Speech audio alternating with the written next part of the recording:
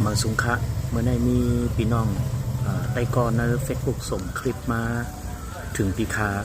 2-3เกาะค่ะเนาะในคลิปก็เป็นวิดีโอ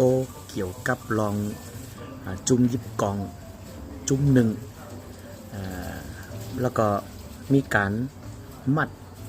กลใจก้อนหนึ่งมัดห้อยไว้กับต้นไม้แล้วก็ตั้งรางซ้ำเอาไฟสุม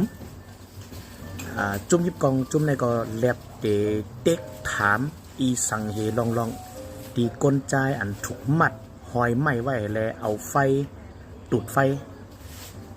เตอตั้งเตอตอนจากไฟหุ้มที่เป็นร่องสังกอลีที่เป็นปริศนาอีสังกอลีคะเฮาคาอ่ำหูจอมโหย่อยเต